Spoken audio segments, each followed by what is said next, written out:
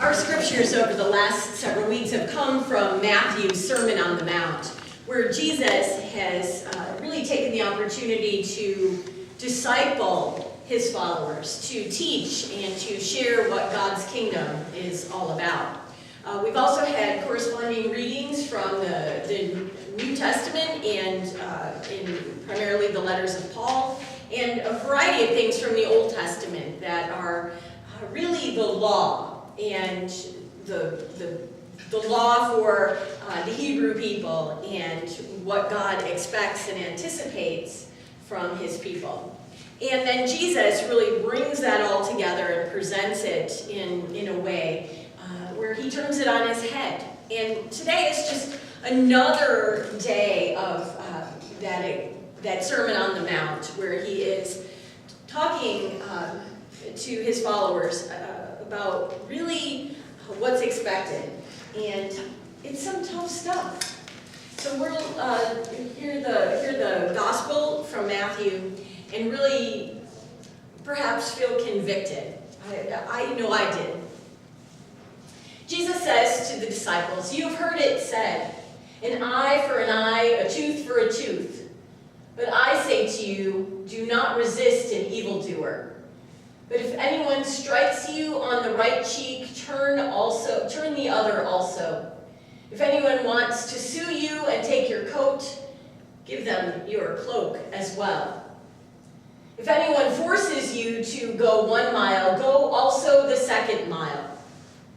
Give to everyone who begs from you, and do not refuse anyone who wants to borrow from you. You have heard it said, you shall love your neighbor and hate your enemy.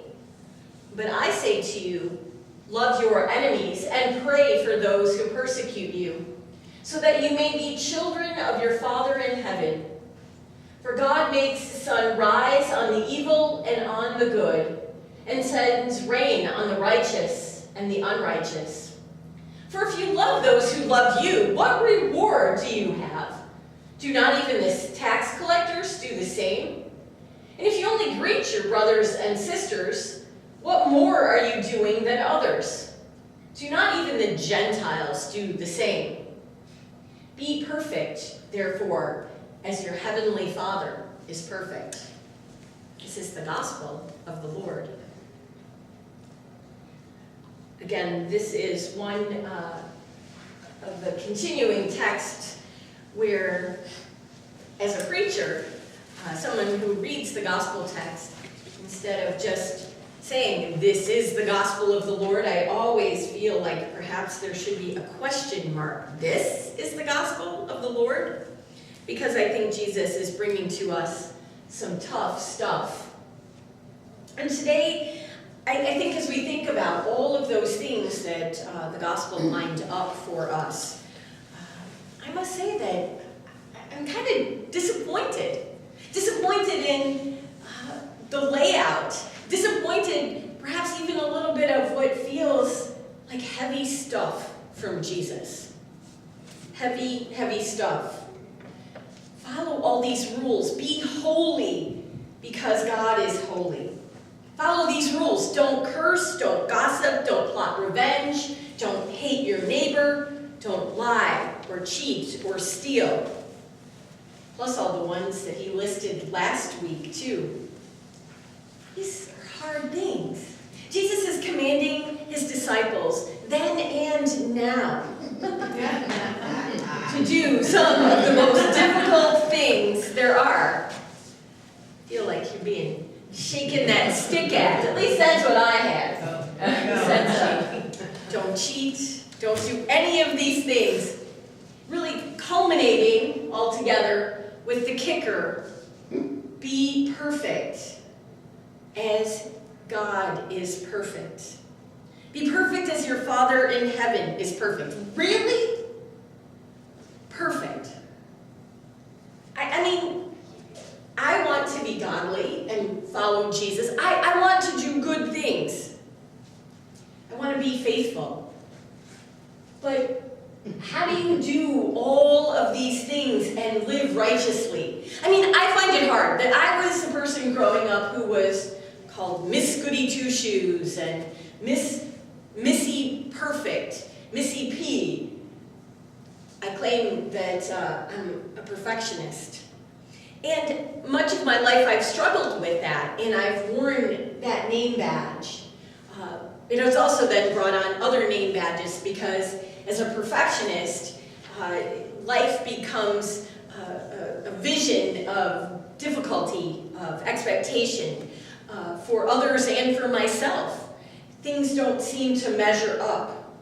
High standards are not bad, but they can push you to places that are unfair.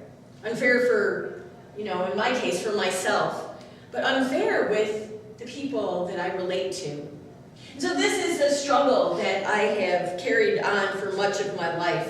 It's an all or nothing kind of game. I mean, for example, growing up when I was little, I would take on a new project or learn something new, like playing the piano. And I wasn't a soloist by the second lesson, so I wanted to quit.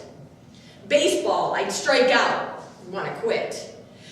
I would try a new project, and it didn't come out perfectly like the instructions said. What good is that? I didn't want to do it again. And I grew up this way as a child, and I struggled, and it became harder for me to relate with others. Because a lot of my perfectionist tendencies, people thought I was putting on them, and that they could do nothing to please me. I still struggle with this tendency.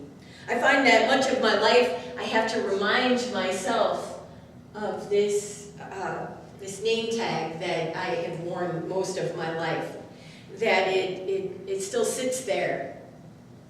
And so I challenge you with what you fixate on, what labels you wear, what things hold you back, what labels have other people put on you that might have defined your life. Any of these sound familiar?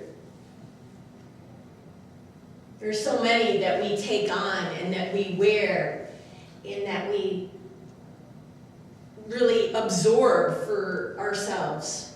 My perfectionism became for me not just a name tag and a way of life, but it became who I am. Much so that, as I said, it caused struggles for myself. And I noted that one of the big struggles for me in that was vulnerability.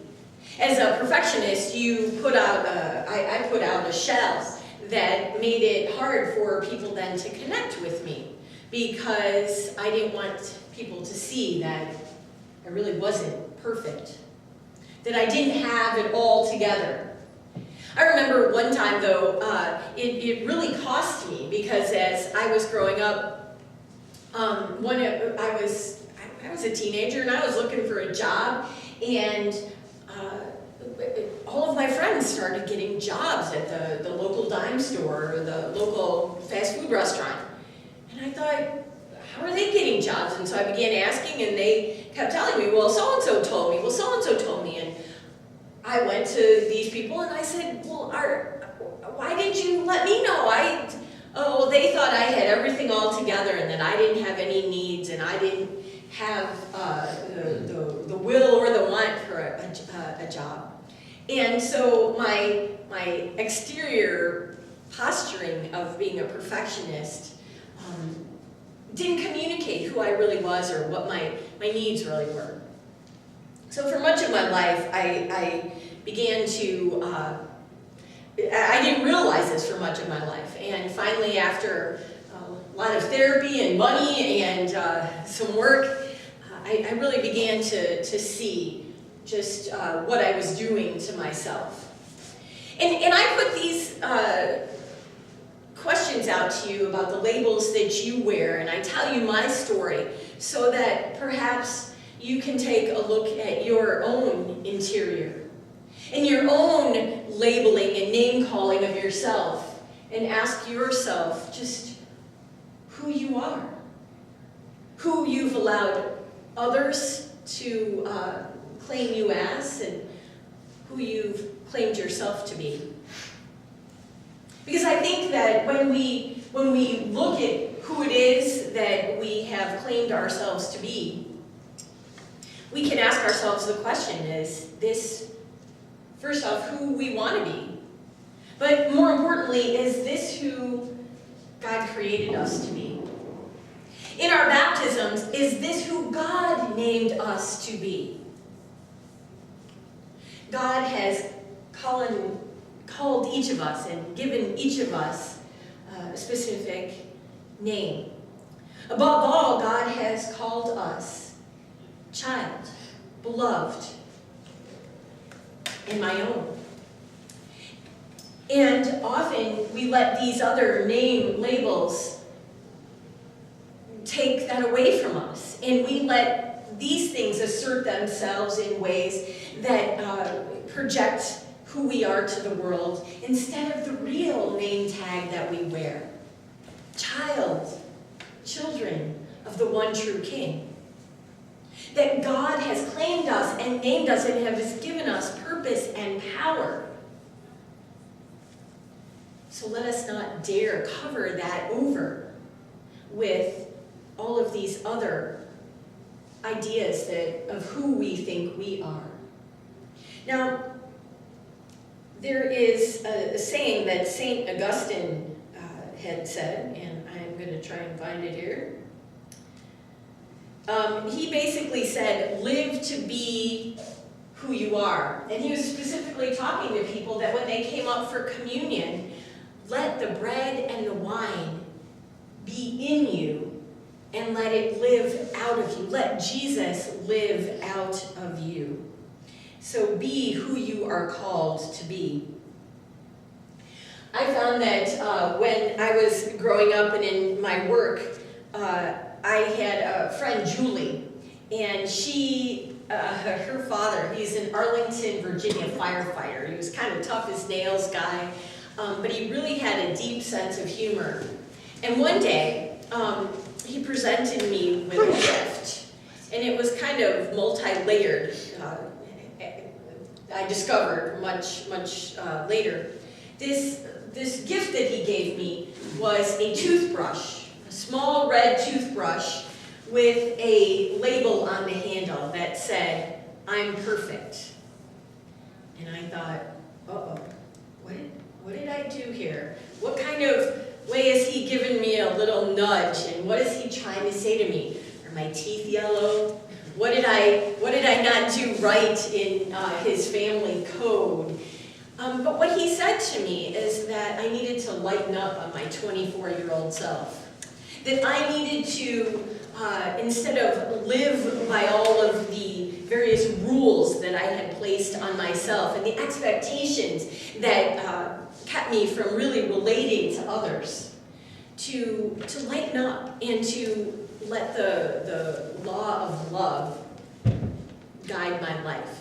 And that if I wanted to be perfect, that I'd seek God's perfection.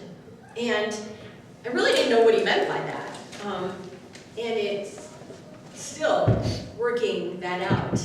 That gives me a new adventure each day as I struggle with being a recovering perfectionist and as I struggle with what it means to be God's child.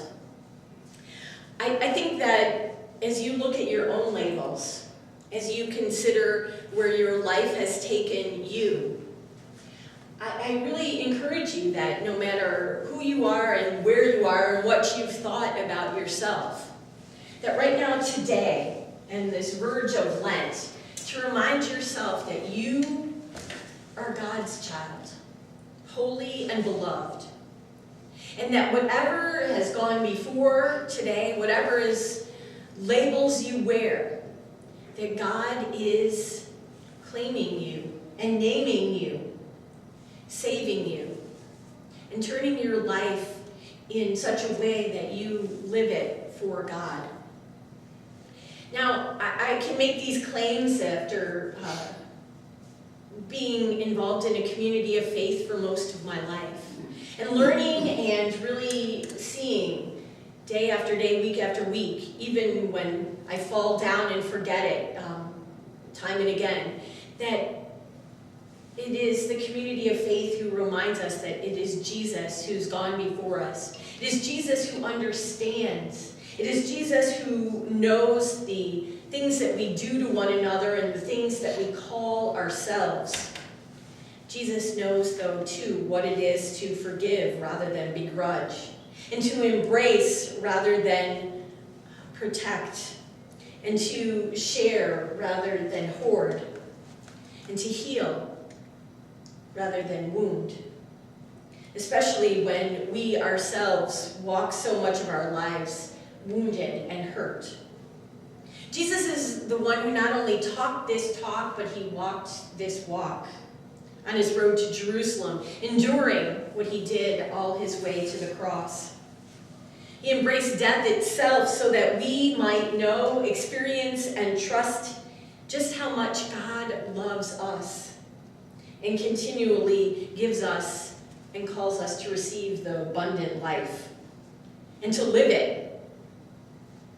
So I do encourage and invite each of you this week to take whatever name tags that you have worn through your life and put them out there, name it. Because I think once we name it, that we're able to let it go, that it doesn't have the power over us anymore. And we can really begin to live into the name, the label, the people we really are, children of the one true King. Remembering each day that we have a God who loves us, who forgives us, who respects us, and who claims us. So just again to remind you of that one song that we just sung. I've been saved, I've been changed, I've been set free. Amazing grace is the song I can sing. Hello, my name is child of a one true King. No longer defined by the wreckage we've left behind. Because the one who makes all things new has proven it's true. Look at my life. My name, hello, my name is child of the one true King. Amen.